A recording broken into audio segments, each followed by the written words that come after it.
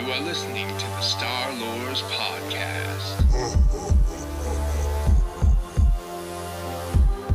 I find your lack of faith disturbing. Are you stuck-up, half-witted, scruffy-looking nerf herder?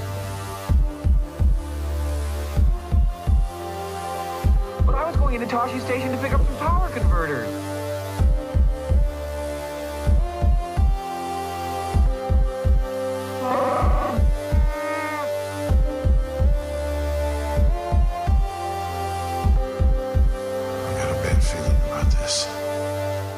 Knights of the New Republic. Knights were the guardians of peace and justice in the old Republic. Before the dark times. Before the Empire.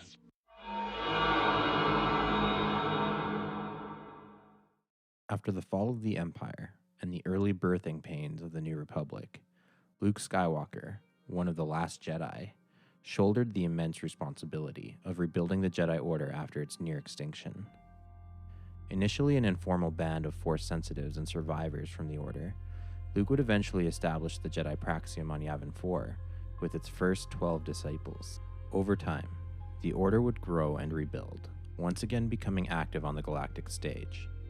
From their jungle world, the Praxium rediscovered and reincorporated many lost and scattered temples, like those on Ossus, Coruscant, Endor, and Corellia, just to name a few.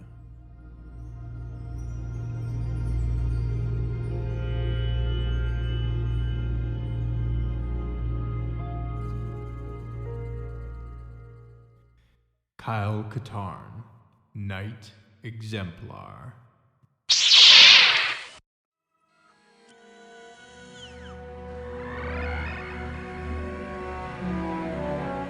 This message is intended for my son, Kyle Katarn. Kyle, I have left two very important items for you. The first is a map to the Valley of the Jedi, and is embedded in the stone ceiling above this room. The last is a lightsaber that once belonged to a friend and great Jedi, Ron.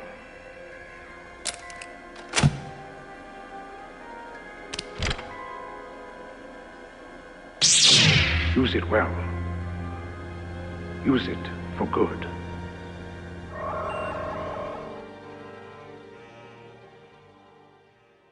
During the reign of Emperor Palpatine, the Imperial Academy was more than a place of learning, but physical training and a test of loyalty and sacrifice.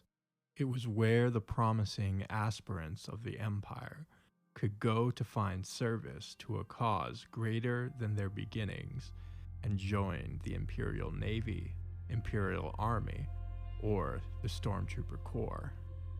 With campuses located across many worlds, the Academy was repurposed from the Republic's judicial and military academic system. Typically, only the most elite, powerful, or connected families could enroll themselves or their children into the institution. However, it also served as a means for talented individuals from more meager roots, such as Han Solo and Biggs Darklighter, to advance themselves within the hierarchy of Imperial society. It was in the hallowed halls of the Imperial Academy, one promising stormtrooper recruit made a name for himself. Born on the moon Salon, in the Solist system, Kyle Katarn began life as the son of the farming couple Morgan and Patricia Katarn. Katarn learned droid speak, or binary, thanks to his close relationship with the family droid Ouija.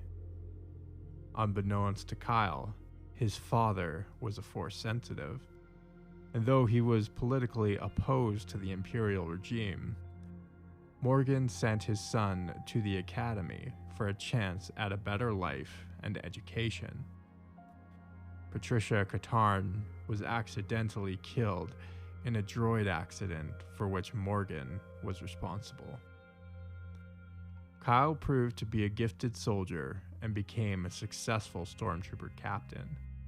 He also suspected he was Force sensitive due to premonitions that contributed to his successful career.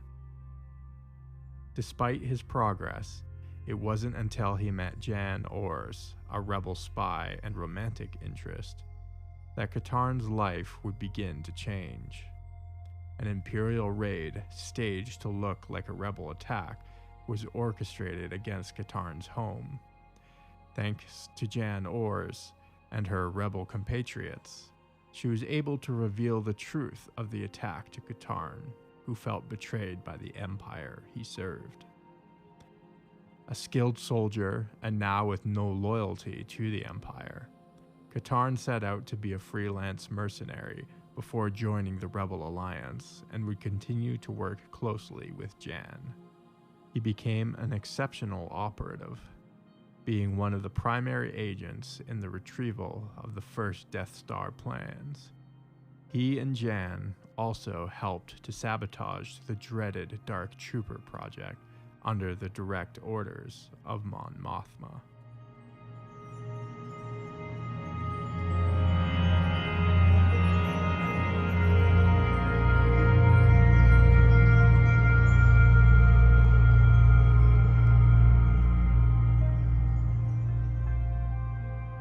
Rebel Agent.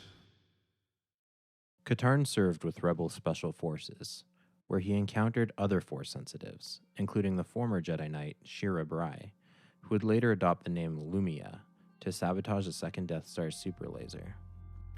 Kyle would cross paths with other famed Rebel heroes such as Dash Rendar after the establishment of the New Republic. He worked alongside the Katarn Commandos. However, the unit founder insisted the name derived from the Kashyyyk native Katarn animal, despite her alleged crush on Kyle. Katarn would explore his Force potential after being visited by the ghost of a dead Jedi, Duron. He would come to uncover his father's past discovery of the Valley of the Jedi, the location of a powerful Force nexus where the ancient souls of trapped Jedi were being held on the planet Rusan, the result of a terrible Force bomb that was detonated by the Dark Lord Khan just before the rise of Darth Bane thousands of years ago. Before his own death, Morgan Katarn was entrusted with Duron's lightsaber, which was discovered and used by Kyle. During his quest to find the valley, Katarn crossed paths with Jarek, a Miraluka Dark Jedi who had once been the Padawan of the Jedi librarian Jocasta Nu, and his band of other Dark Jedi who were also hunting for the valley. To his horror, Katarn also learned that Jarek had led the Imperial assault on his home that killed his father. Jan accompanied Katarn on his personal quest as he defeated each of Jarek's Dark Jedi one by one, along with elements of the fragmented Imperial remnant. Katarn was successful in finding the Valley of the Jedi, killing Jarek and freeing the souls.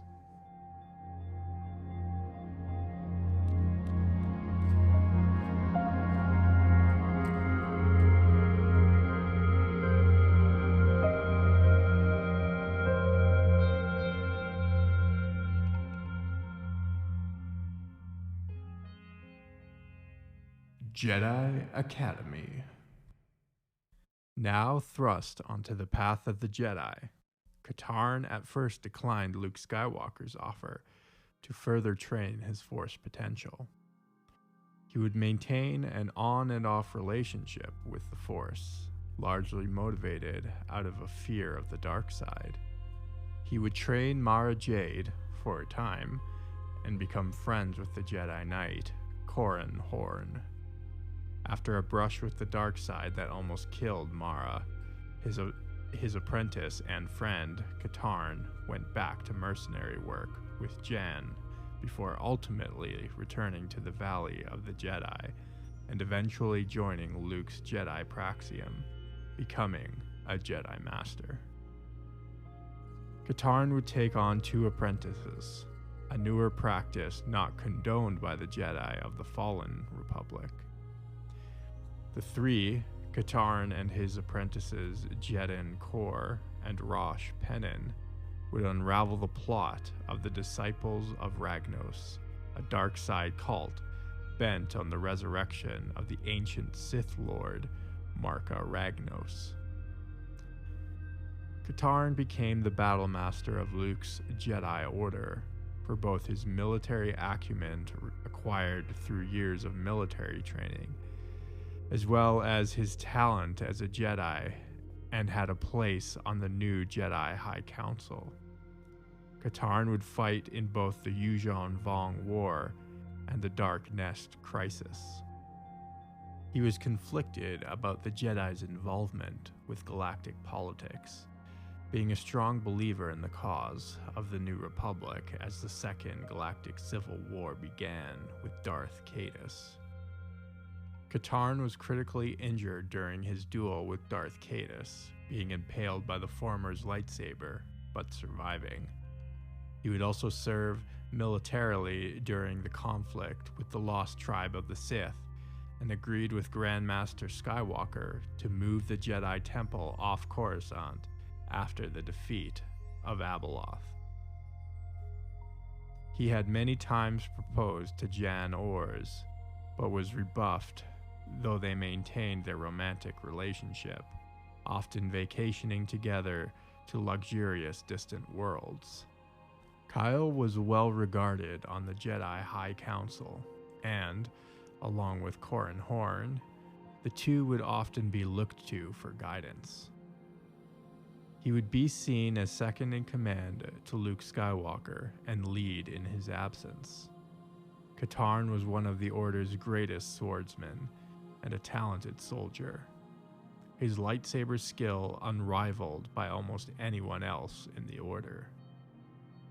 He was a talented tactician, strategist, and could handle any weapon, having been known to use various blasters and explosives during his pre-Jedi escapades.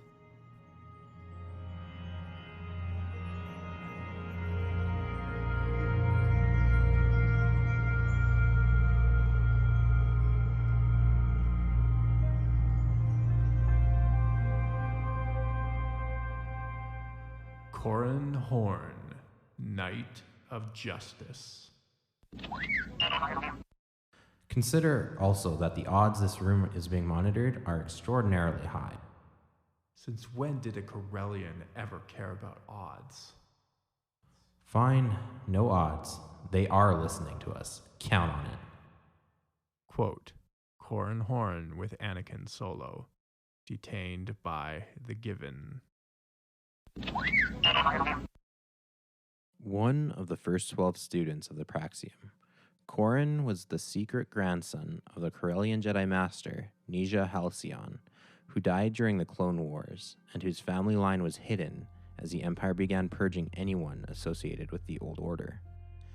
Corran's father, Villain Horn, had taught him meditative exercises as a child, pretending they were a game of sorts to keep the techniques a secret. In reality, the meditative techniques and lessons were those of the Jedi, and helped navigate Corran's innate Force abilities early. Corran served on the Corellian Security Force, or CorSec, as an investigator. Corellia, an important populated core world with a long history, had a robust and militarized police and intelligence service working for the planetary government, and often working in concert with central galactic authorities, such as the Imperial Intelligence. At first an excelling and talented officer, thanks to his hidden Force abilities, Corran was a strong advocate of law and order, chafing at the reputation Corellians received as smugglers and criminals, thanks to the exploits of one such famed rogue, Han Solo. His service as an investigator, unknowingly to him, led to the pursuit and capture of at least a few Jedi. Though not a strong Imperial supporter, Corran thought little of the rebellion as much more than a band of outlaws and criminals. Corran, like many Corellians, thought of Corellia as more independent and sovereign than most other planets. Corran worked alongside his father, another talented and renowned CorSec officer, but his mother passed away in a speeder accident caused by a drunk driver. Continuing his career with CorSec, Horn familiarized himself with the T-65 X-Wing, flying escort and protection missions for visiting dignitaries, and crossed paths with Imperials like Colonel Maximilian Veers and Admiral Thrawn in his early days. Tragedy would strike again when Horn's father, working an anti-smuggling operation, was gunned down by the bounty hunter Bosch, who who was serving an Imperial warrant, while Katarn was helpless to stop it. When Katarn tracked down the bounty hunter and arrested him, he was immediately set free by Imperial intelligence officer Katarn, whom Katarn despised, stating that his father was simply collateral damage in the execution of legitimate Imperial warrants. After the Battle of Endor, many Imperial loyalists retreated corewards to various planets still controlled and fortified by Imperial garrisons. Corellia was one such world, and in the course of his duties, Horn would cross paths with members of Rogue Squadron and eventually run afoul of the Imperial agent Lure, causing him to change his identity and go on the run, leaving behind his old life as a law enforcement officer.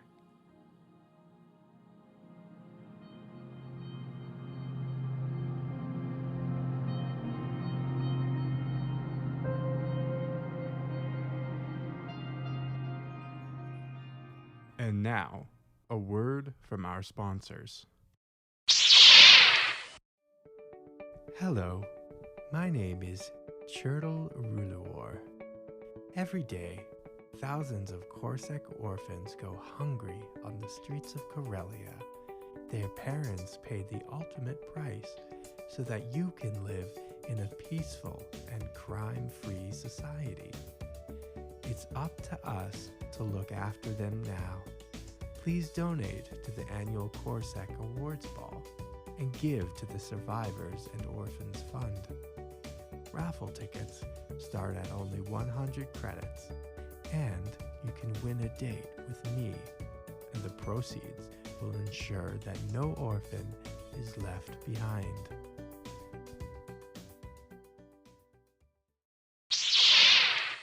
Rogue 9. You know, impossible is what Rogue Squadron does best of all. Katarn Horn to Admiral Gail Akbar. Although not political at first, Katarn Horn was recruited into the fledgling New Republic, more out of a mutual animosity for the Empire than any noble cause. About this time, the legendary Rogue Squadron was being reformed under the leadership of Wedge Antilles, and Horn proved himself the top candidate from his trainee cadre. Already an adept with the X-Wing and his skills further complemented by his force aptitude. Despite his talent, Horn had always been a loner since the death of his father, and found it hard to get close to his comrades, be they former Corsac officers or his new allies in Rogue Squadron. These tendencies created tension with the rest of Rogue Squadron. Under the guidance of Antilles and his growing relationship with his comrades in arms, he eventually overcame these hurdles and rose to lieutenant, and even fostered a mentoring relationship with Gavin Darklighter, the son of the deceased rebel pilot and former Rogue Squadron member Biggs Darklighter. Horn flew many missions with the Rogue Squadron and lost a few compatriots. The shining moment of his career, however, was his part in the conquest of Coruscant for the New Republic. As a member of an elite team infiltrator and sabotaging Coruscant's defenses. As the liberation of Coruscant commenced, however, Horn was captured by Hussein Usard and thought dead by the New Republic. He was venerated and made Horn a national hero whose sacrifice was emblematic of the rebel struggle to free Coruscant. Horn often wore the green, black, and gray colors of Corellian security forces, even as a rogue pilot, and painted his X-Wing with the scheme as a signature. The scheme was adopted by the rest of Rogue Squadron after his supposed death as an homage to the hero. Isard attempted to brainwash and chemically control the pilot fighter for the Imperial remnant. Horn proved too strong-willed, however, and the former law enforcer turned pilot found himself imprisoned doing hard labor. Horn met the famed rebel general Jan Dodonna, who had also been held captive, and formulated an escape plan. During the execution of his plan, Horn discovered an old Imperial reliquary that held his grandfather's lightsaber, which he took with him. Horn successfully escaped and rejoined the New Republic, which celebrated his return. Luke Skywalker attempted to recruit Corran Horn to the Jedi. However, he refused, deciding to continue to work with Rogue Squadron against Admiral Isard and other Imperial remnant warlords. Appealing to Horn's innate proclivity for justice, Skywalker continued to pursue him, sending him Jedi training materials and teaching him the peacekeeping and police duties the Jedi of the Fallen Republic had once upheld.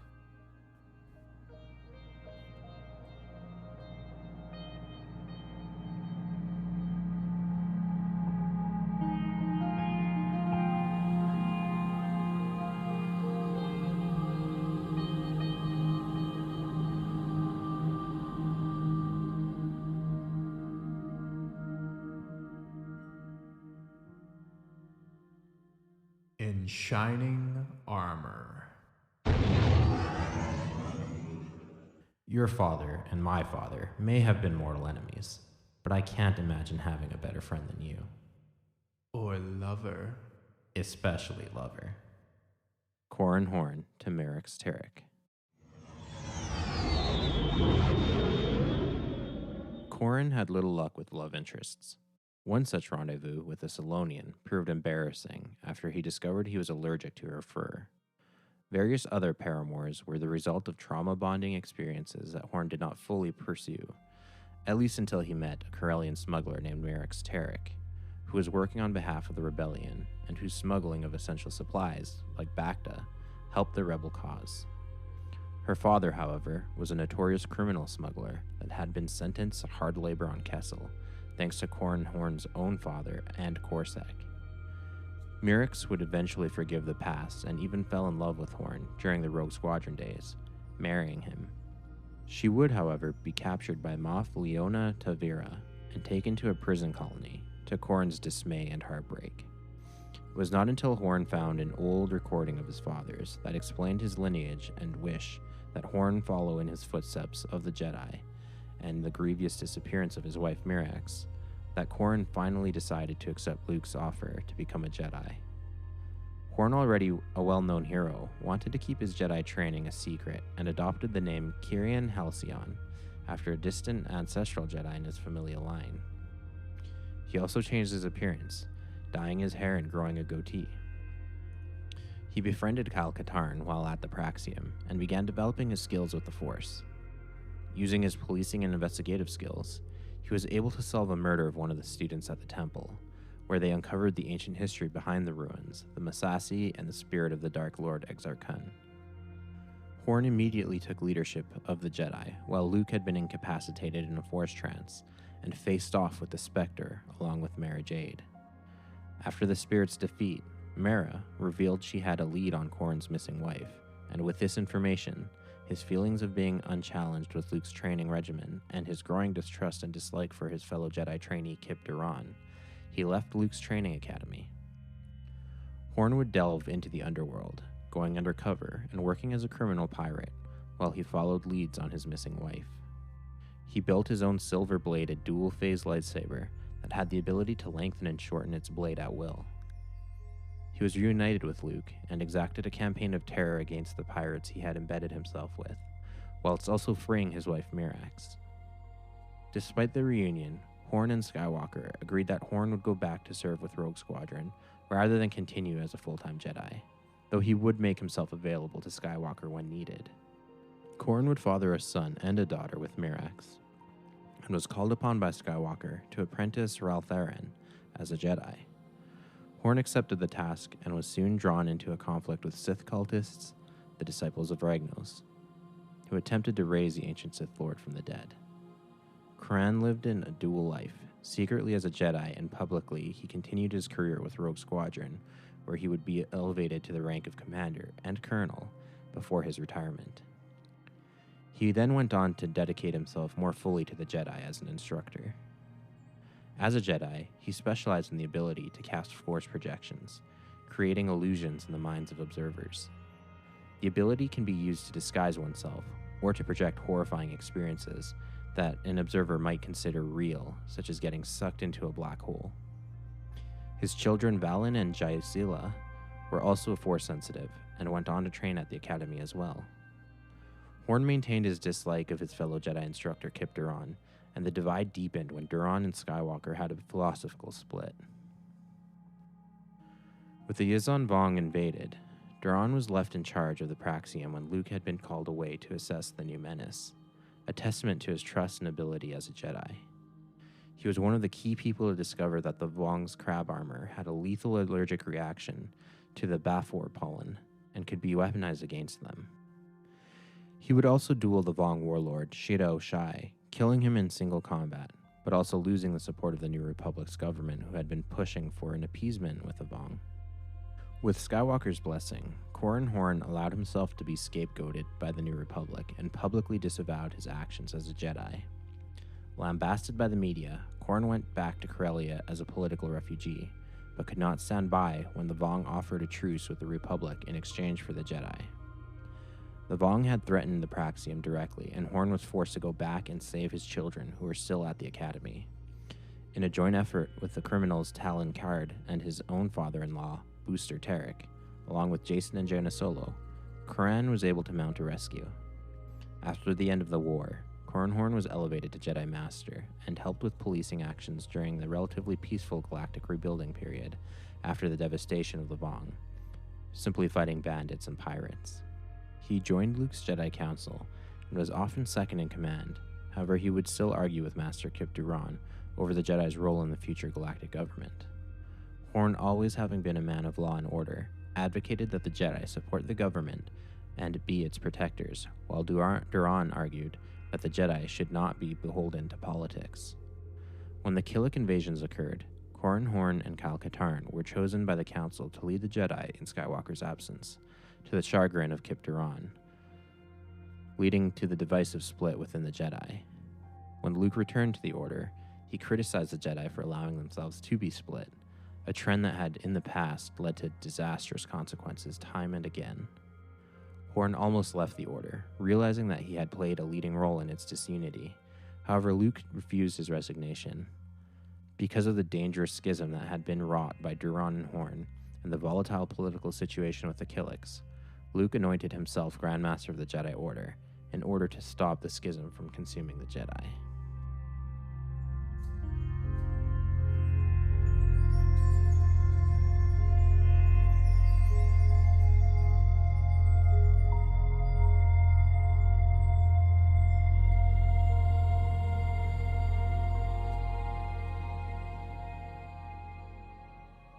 Justice and peace. I quit being a Jedi too. You can't. Okay, fire me. There are parts of the Jedi Code I don't buy into, and these robes chafe. There's insubordination for you. Quote, Katarn and Luke. As the rift in the Order healed, Horn went to train Jedi on Corellia. Katarn was drawn into the Corellian crisis when local nationals began retreating from the Galactic Alliance and began to militarize. Horn, although a native of Corellia, sided with the Galactic Alliance and the Jedi. It was then that the Jedi had discovered the Dark Lady Lumia, an apprentice and enforcer of Darth Vader. Horn was once again tasked in leading the Jedi Council when Mara Jade, Luke's wife, who was tracking the Dark Lady, had disappeared. Luke felt her death in the Force and set out to hunt Lumia down to bring her to justice. When Darth Caedus rose to power, he continued the Sith tradition of systematically exterminating Jedi. This forced the Order and Master Katarn Horn into hiding, from where they could fight a guerrilla war against Caedus and the rising military threat. The Jedi moved their base of operations to Kashyyyk and allied themselves with their historical enemies, the Mandalorians, to fight back against the Galactic Alliance under the control of the Sith Lord. During the final battle of the Second Civil War, Horn led a Jedi strike team to capture the Moff Council of the Imperial Remnant, serving Darth Caedus. The team then imposed Jagged Fell as the new head of state. Caedus was killed soon after, and the war was brought to a peaceful resolution.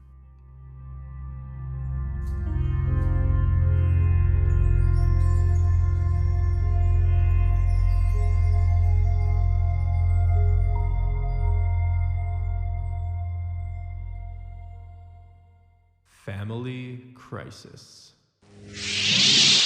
Corn's children, Valen and Gisela, had succumbed to a strange madness that had been plaguing various Jedi. They were apprehended and frozen in carbonite by the galactic government, much to the dismay of Corran and Mirax.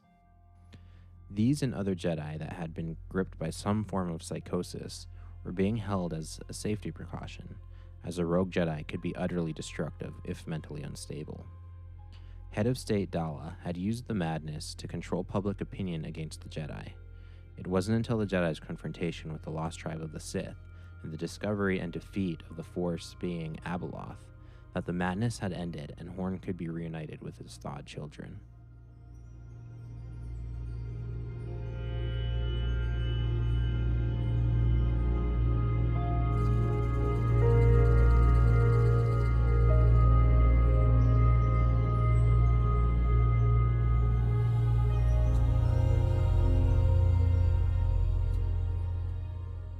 Kip Duron, the Dark Knight.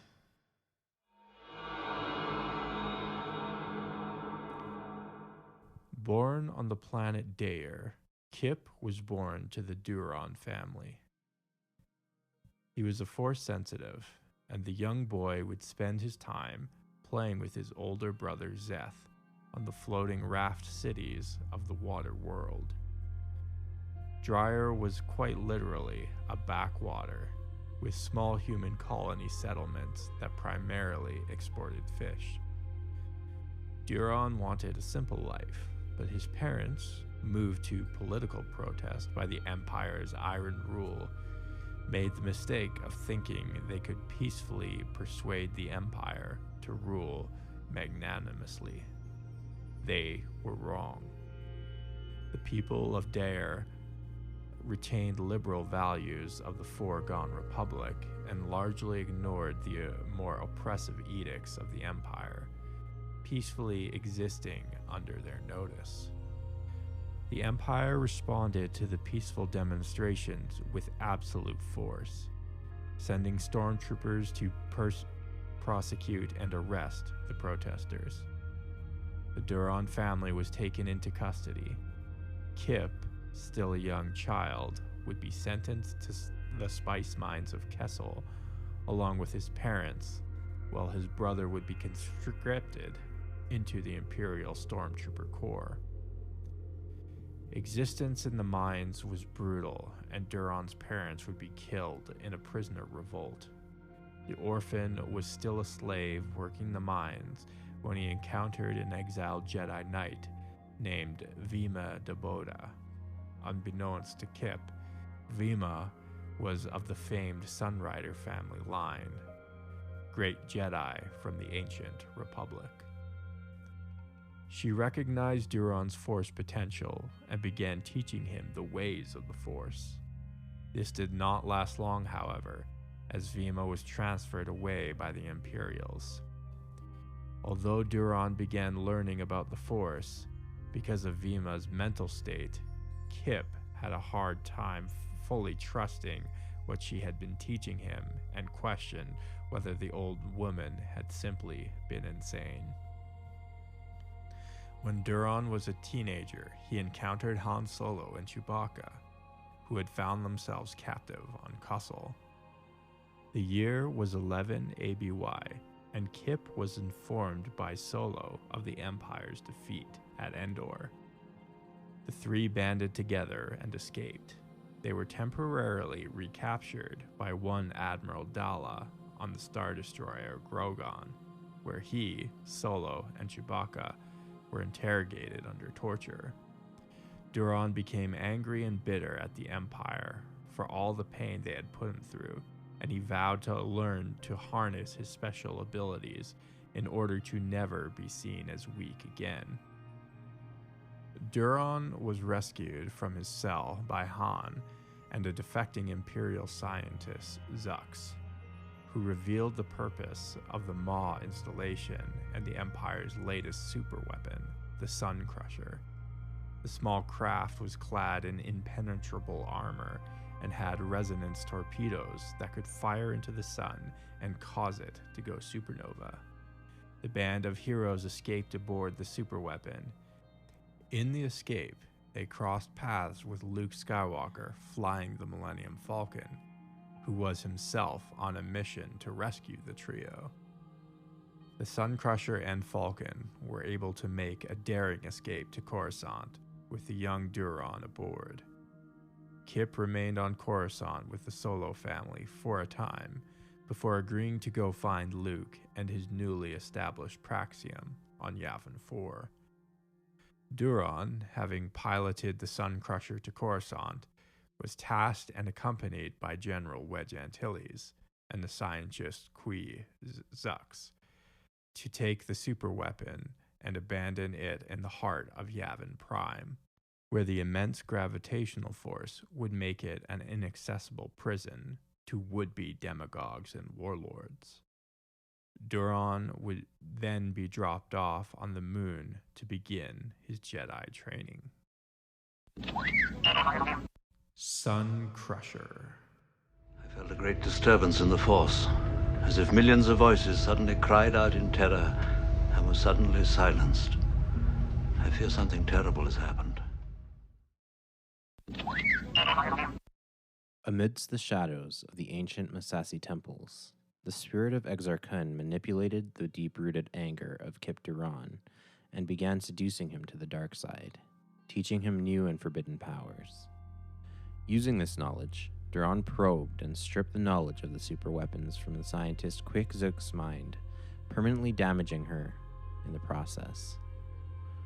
Duron then used the Force and the knowledge he absorbed from Qui's mind to manipulate the Sun Crusher's controls and fly it back out of the heart of the planet Yavin. Filled with the desire for vengeance against the Empire, and under the influence and augmented power of Exar Kun, Kip was able to render Luke comatose when he tried to stop him from stealing the superweapon. Kip set off to attack Admiral Dalla and the remainder of her Imperial fleet, and then go to find his brother Zeth. Duran found Dalla's fleet in the Cauldron Nebula and destroyed the 7 stars, wiping out much of her fleet. Dalla, however, escaped the attack, unbeknownst to Duron. He then proceeded to the Carida system, the last place Duron knew his brother had been taken to. Kip contacted the Imperial Academy and held the whole system hostage, demanding to know the fate of his brother or suffer the destruction of the system. Duron fired a torpedo at the local sun, starting a timer that would culminate in the destruction of the entire system. In a race against time, he attempted to rescue his brother Zeth, but failed and killed him, along with all the inhabitants of the system, numbering in the billions. Kip was racked by guilt and grief, and the voices of the dead echoed through the Force, even to the Jedi on Yavin 4.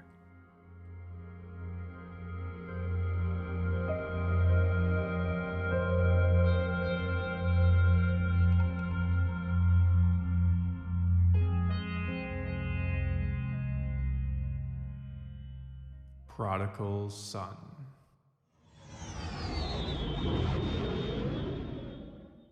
Amid the terror he racked, Exar Kun's spirit was banished by the young students of Luke's training academy, with the help of another ancient Force ghost, Vodo Siosk Bass.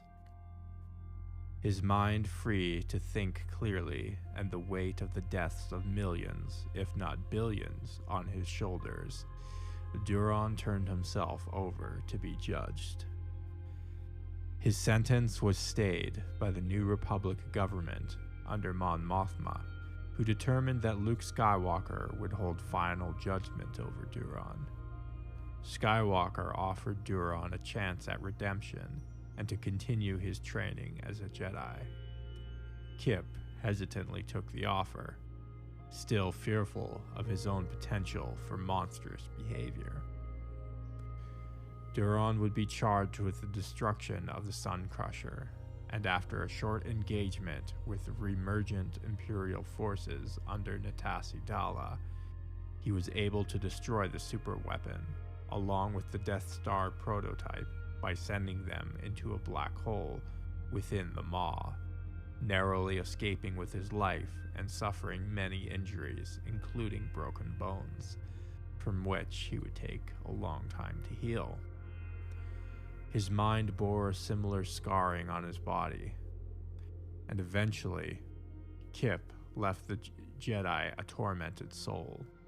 He assumed an alternative identity, Zeth Faust, and began to work in the Outer Rim investigating rumors of other Force sensitives that might be taken advantage of by bad faith actors and criminals. Duron returned to Luke's Praxium, completed his training, and was knighted. The remnants of the Empire still haunted the New Republic, and Duron strongly felt they were still a formidable menace that required Jedi intervention.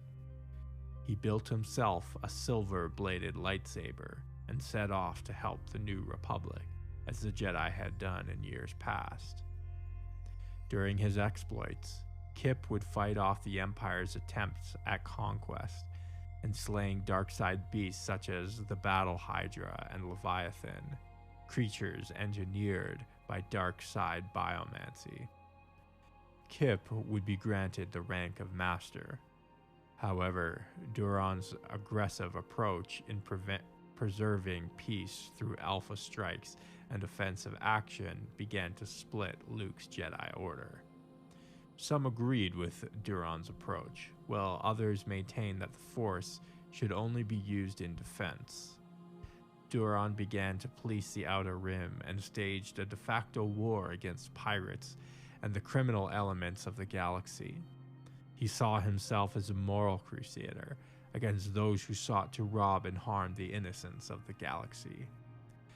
With the tacit support of the New Republic leadership, Kip Duron assembled a wing of fighter pilots dubbed the Dozen and Two Avengers that would patrol lawless regions of space and mete out vigilante justice.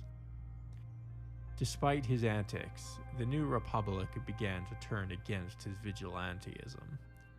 Without the proper channels of authority through the Senate to mete out justice, the Jedi attacks began to be reframed as harassment of local civilians.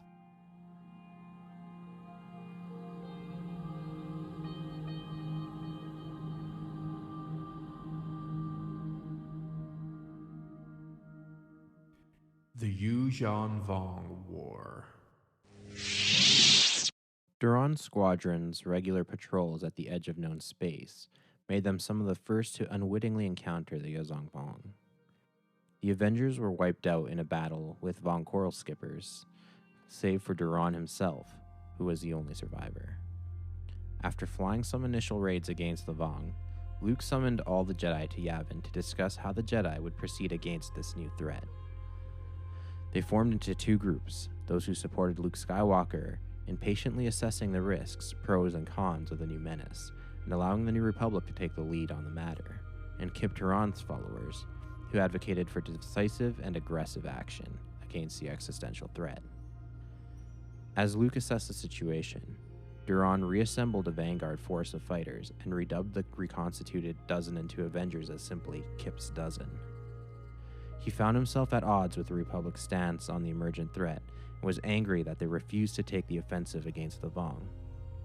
Despite his disagreements with Master Corran Horn, Kip sympathized with him when he had taken responsibility for the deaths that befell the planet Ithor during the Jedi's military action against the Yuuzhan Vong, and was disturbed at his ostracization by the public at large. He took the Jedi for a Jedi stance, meaning that the Jedi should be vested in their own interests, regardless of the political milieu. He was proven right, from a certain point of view, when the Republic betrayed the Jedi to pacify the Vong and offered the Praxium on Yavin to the invaders to appease them. Duron was known for taking the fight to the enemy, but too often at the cost of his own soul. He briefly apprenticed Jaina Solo during the war, and the relationship became somewhat intimate before Duron tricked Jaina into helping him destroy a Vong world ship, earning her contempt, and the greater concern from the Jedi Council as he was becoming increasingly dangerous. He lost the rest of Kip's dozen due to his overly ambitious tactics at the Battle of Coruscant, sacrificing all his non-Jedi comrades in the course of the fighting. It wasn't until he saw how close Jaina Solo had skittered the dark side that he realized that his aggressive tactics would lead him down the same path, and reformed himself, earning a place on the Jedi Council as a master. Despite his more measured approach, he still held strongly to the beliefs that the Jedi had a duty to protect the galaxy regardless of political orientation or interference, and would continue to butt heads with his fellow council members time and again. Kip has been remembered by the galactic community as both a hero and a villain. To some, he represents an escape from justice and the danger inherent in Force users such as Jedi. Others remember him for his ultimate redemption, destroying the Death Star prototype, a superweapon in its own right, and destroying the Sun Crusher itself. Kip had a troubled relationship with other Jedi, and was often at odds with Jedi Master Luke Skywalker and Master Katarn Horn. He did not think highly of Jason Solo's philosophizing, but deeply respected Anakin Solo.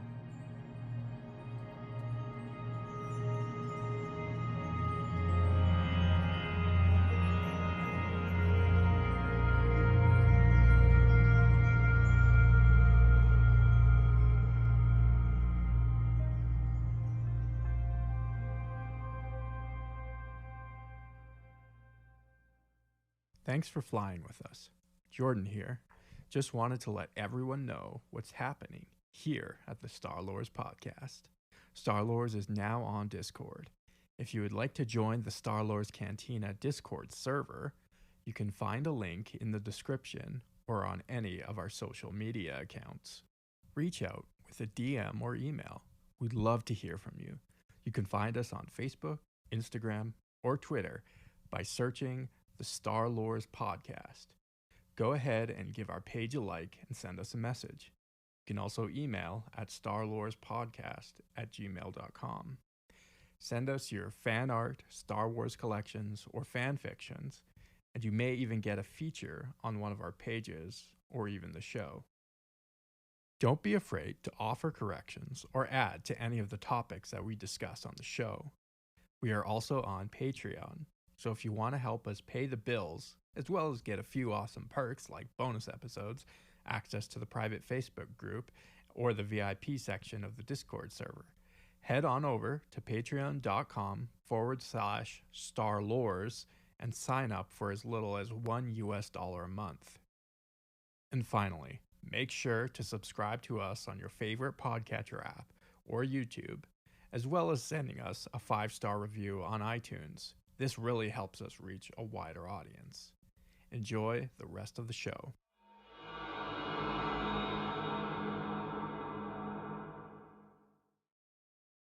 Hello and welcome back to the Star Lords podcast. We are currently sitting in a Corellian bar, parked the Millennial Falcon just around the corner there, and just having a chat and a drink while we discuss world politics today. The New Jedi Order. It's interesting. We covered a lot of the leading Jedi, a lot of fan favorites, characters like Kyle Katarn, Katarn Horn, and Kip Duron all have significant material that they are covered in. They become main characters of their own kind of books and various series in their own right. Video games for Katarn, which is where people know them mostly from. Just wanted to talk about a couple of things that appear in this whole segment. There's a lot of callbacks to some other significant EU material. the Dark Knight games that Kyle Katarn was first introduced in, or sorry, Dark Forces, they discuss the Valley of the Jedi, which is a significant plot point. I don't know if you've ever played I Dark never Forces. played those games. No. Yeah. They're interesting. They have live action cinematics. So it's like Red Alert or those classic video games, which is good. I enjoy that. The background animations are definitely green screen. Like you can tell the production quality, but it's good. It's good. But the Valley of the Jedi, Marco Ragnos, they're all make significant appearances in other EU material, and I'm just questioning which came first. Did they write Dark Forces first, and then like, oh, that's a cool concept, I want to make an entire comic series like Tales of the Jedi, discussing Marco Ragnos and the Battle of Rusan, which happens years later, and then all those Jedi getting trapped. Yeah, it like these single entries skip across like such crazy lengths of Star Wars history and time. Yeah. I'm not sure, where the original conception of these it's characters. like sometimes like what came first, like the chicken or egg thing, right? And then they become self-referential, right? Like, oh, cool, let's pull that from that and that from that comic and that from that video game. Yeah, I think oftentimes there are characters that you don't actually know where they were originally conceived, and you might assume one thing, but you might be wrong. Yeah, So. And then you'll encounter them again in different material. Yeah, and like when I played Dark Forces, like way back when I was still fairly young and like didn't know much about the EU. Yeah, and so you hear these things like Disciples of Ragnos and the Valley of the Jedi, and you kind of like file it away in the back of your memory bank, but you don't really ever think about it. Yeah, and then you're like, years later reading another Star Wars comic book, and they're talking about the Battle of Rusan, and they're talking about or playing a game. Yeah, and then suddenly like Marco Ragnos appears in multiple Knights things. of the Old Republic and stuff like Tales of the Jedi. Yeah. So yeah, exactly. Like then you have these experiences where you cross paths with these characters or events again. Yeah, and you're like, that sounds familiar. I know that from somewhere. Yeah. And then you discover like this long, intimate connection. That's just like, I guess.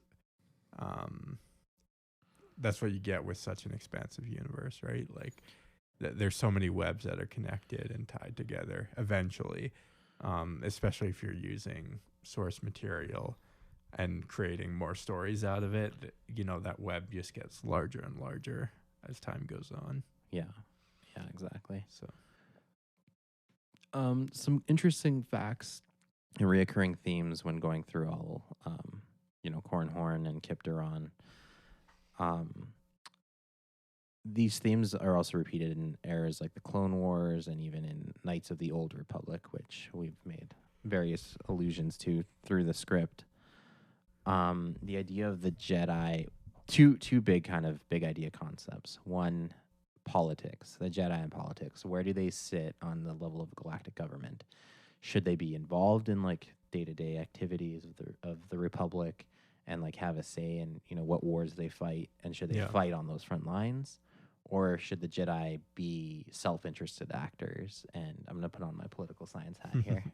Should they be self-interested actors, right? Like fighting for their own moral crusades and like leading their own charge against like, oh well, the Jedi all band together and like say, hey, we're gonna end slavery, and then they go and do that thing, right? It could be a just moral cause, or and we know how often those can be manipulated to less just causes, or have less just means to their cause. But well, it's interesting. Like I do like how they treat these characters, and I think someone like Kip Duron, who is very ideological about what he believes the Jedi's place in the galaxy is. Yeah, but then that you have. And I like that there is a character like that, that sort of kind of shows is contrasted to other characters who sort of have this separation of church and state idea, if you will, of like the Jedi Order and there are other ones like Corran Horn, who's like pro embedding the Jedi with the Republic, which is like kind of concerning. For sure. But I don't know if it's intentional on the author's part or if it kind of the story got away from them, because a lot of times like Kip Duron, I find myself like he's got a point, sometimes, right? and then other time, and he's portrayed to be this like very menacing, like, you know, road to hell paved with good intentions type character, right? Constantly he's going on these moral crusades, ends justify the means kind of attitude, where he ends up committing these really like crazy atrocities, literally kills billions of people. Right. Yeah. And He's very much a demagogue in a lot of ways. Like his character, yeah, strikes me as that. You know, he's just I can't remember this quote, but there's this quote. It's like beware of the true believers, because they're the people you need to be like the most afraid of. Right. It's not like the I don't know, petty politician who's just opportunistic and will say anything at any time to get it elected. Yeah. Yeah. It's like, no, it's like the people you need to be really afraid of are those who really believe in their cause, you know? Yeah. Because they'll go to whatever ends Yeah. to justify their cause. Yeah, exactly. And Kip Duron sort of has that flavor to him. Yeah. I do appreciate his attempt to separate the Jedi's existence from the politics. Like, he doesn't want to be beholden to the Republic. Yeah. Which is good in the one sense. If you're on the side of the Republic, like, yeah, we don't want the Jedi having a say in our affairs either. But then, yeah, you create this like zealot group of religious warriors who are just going to crusade across the galaxy. Well, in a lot of ways, they were like becoming almost an alternative government, it seemed. Yeah. You know, like competing with the Republic. Yeah. So. And one of the crazy points is when, you know, he commits this mass genocide and then gets turned over by the government to the religious order to be judged, right? Yeah. Like, and a lot of people saw that. Like, Wedge Antilles holds that against him forever. He's like, you still did this horrific act. Like, anyone else would have been I feel like held accountable. The fallout for Mon Mothma to make that decision would have been like, wouldn't that be like political suicide? You know, this terrorist who it's like literally committed genocide. If you captured Hitler, and then Hitler's like, I'm sorry, and you're like, okay, I'll turn you over to your own people to determine what should happen to you, right? Like, but I suppose she was just trying to foster goodwill with the Republic or with the Jedi Order. I hope to do a more in-depth look at like Mon Mothma and other big Republic figures. She has a lot to her character that might inform her rationale for that. Yeah. And perhaps like in her mind too, it's like the Jedi Order is still very much a I don't know what you call it, like a cousin of the Republic. It's not like they're completely separate things. So maybe in her mind, like handing him over, letting Luke make that decision wasn't like this complete separate entity. Whereas the way we're maybe discussing it. Yeah, that's a fair analysis, I think. Yeah. But yeah, I always like that discussion. And the other recurring theme is the split within the Jedi ranks, right? This is what even creates the Sith in the beginning, is a splitting of the ranks of the Jedi. Huge element of the old Republic game series with the Revankists, the fracturing of the Jedi. Again, they have a threat that emerges. Yeah. One faction is like, no, we need to do something about this. The other faction says, no, we need to wait, we need to see what's going on, you know, argues for a more passive approach, or trust that the government, the Republic of either era, is going to deal with the threat. Yeah. Right? Like, we don't have to fight their wars. Which is interesting because it's also counter to the Clone Wars narrative, when the Jedi are actively on the front lines and fully embedded in the machinery of government and are frontline generals and soldiers. Mm-hmm. So that's always a recurring debate, which is interesting. And you see this very clearly in Luke's Jedi Order, with Kip and Corran Horn in particular representing these two sides, leading to what could be a new schism. Yeah. Which, thankfully, this time it doesn't happen. So. Yeah. And that does show, like, Luke obviously has a lot of foresight and has seen the Jedi go down this path before and tries to, obviously does something to avoid it, right? Yeah.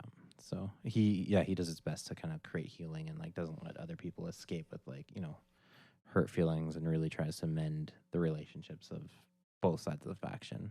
Yeah. But, yeah. Well, Christian, on that note, I've had one too many jet juices, and I think I'm gonna call it for a night. How about you? We'll have to go find Sam, and then we'll. I'm driving, obviously. You're in no state. Or I'll end up piloting into the core of a Yavin planet. Well, may the forks be with you.